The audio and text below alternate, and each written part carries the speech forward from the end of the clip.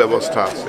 এই 21টা প্ৰকল্পৰ ভিতৰত 10টা প্ৰকল্প ইতিমধ্যে সম্পূৰ্ণ হৈছে আৰু আজি তাৰে প্ৰথমটো প্ৰকল্প হাইলাকান্দি জিলাৰ এই বন্দুকমাৰাত মই উদ্বোধন কৰিবলৈ পাই সুখী হৈছোঁ আৰু ইয়াত শীঘ্ৰেই বিভিন্ন ঠাইৰ বিধায়কৰ পৰা প্ৰস্তাৱ আহিছে যে আমাক বিদ্যালয় নহয় মহাবিদ্যালয় লাগে। দুই এজন বিধায়কে কৈছে যে আমাক পলিটেকনিক আৰম্ভ কৰিব লাগে। তো খুব আমাৰ শীৰ্ষ পৰ্যায়ত এটা সিদ্ধান্ত হ'ব বিধায়কসকলৰ লগত আলোচনা সাপেক্ষে যে কোনকেইখন আমি বিদ্যালয় কৰিম, কোনকেইখন মহাবিদ্যালয়, কোনকেইখন পলিটেকনিক কৰিম আৰু 2025ৰ ভিতৰতে আমাৰ ইয়াত পাঠদান আমি আৰম্ভ কৰিবলৈ চেষ্টা কৰিম। এই বন্দুকমাৰা অঞ্চলটো চাহ বাগান থকা এটা অঞ্চল, সংখ্যালঘু ৰাইজ থকা অঞ্চল। ইয়াত শিক্ষানুষ্ঠানটোৱে খুব গুৰুত্বপূৰ্ণ ভূমিকা পালন কৰিব বুলি মই আশা ৰাখিছোঁ। আপুনি যোৱাবাৰ হাইলাকান্দি আহিছিল, তেতিয়া এটা ঘোষণা দিছিল যে প্ৰত্যন্ত অঞ্চলত যিবোৰ বিদ্যালয় আছে তাতে শিক্ষক যোৱাটো আপোনালোকে কম্পালচাৰী কৰিব, কিন্তু এনেকুৱা কোনো অৰ্ডাৰ নোলালে। নহয়, এইটো যোৱা নাই, কাৰণ আমাৰ হাতত শিক্ষকৰ সংখ্যাও কিছু নাটনি আছে। আপোনালোকে জানে এটা নিযুক্তি প্ৰক্ৰিয়া চলি আছে 5,500জন। তাৰ পাছত আৰু এটা বিজ্ঞাপন প্ৰকাশ পাইছে। ইয়াৰোপৰি আমাৰ প্ৰায় 9,000 হাইস্কুল, হায়াৰ ছেকেণ্ডেৰী স্কুলৰ গ্ৰেজুৱেট টিচাৰ, পষ্ট গ্ৰেজুৱেট টিচাৰৰ পৰীক্ষাও অনুষ্ঠিত হৈ গৈছে। এই নিযুক্তিখিনি হোৱাৰ পাছত যথেষ্ট সমস্যাৰ সমাধান হ'ব। ইতিমধ্যে আমি ৰেচনেলাইজেশ্যনটোৰ মাজত আমি অলপ কেন্দ্ৰীকৰণ কৰিছিলোঁ। এতিয়া পুনৰ বিকেন্দ্ৰীকৰণ কৰি জিলাসমূহক কৰ্তৃত্ব দিয়া হৈছে। গতিকে জিলা শিক্ষা বিষয়া আৰু DC তেওঁলোকে ৰেচনেলাইজেশ্যনটো সম্পূৰ্ণ কৰিব।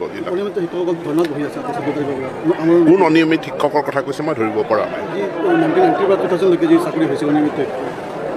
নাই, কিন্তু 2021তে সমাধান হ'ল। বাকী যি অৱশিষ্ট, বাকী যি প্ৰভিঞ্চিয়েলাইজেশ্যনৰ 2-এটা ইছ্যুজ থাকি গৈছে, তাৰ কাৰণে কেবিনেটে এখন ছাব কমিটি গঠন কৰিছে। ছাব কমিটিয়ে বিষয়খিনি পৰীক্ষা কৰি আছে। আৱাসৰো ব্যৱস্থা আছে। এই 21টা প্ৰকল্পৰ ভিতৰত 10টা প্ৰকল্প ইতিমধ্যে সম্পূৰ্ণ হৈছে আৰু আজি তাৰে প্ৰথমটো প্ৰকল্প হাইলাকান্দি জিলাৰ এই বন্দুকমাৰাত মই উদ্বোধন কৰিবলৈ পাই সুখী হৈছোঁ আৰু ইয়াত শীঘ্ৰেই বিভিন্ন ঠাইৰ বিধায়কৰ পৰা প্ৰস্তাৱ আহিছে যে আমাক বিদ্যালয় নহয় মহাবিদ্যালয় লাগে। দুই এজন বিধায়কে কৈছে যে আমাক পলিটেকনিক আৰম্ভ কৰিব লাগে।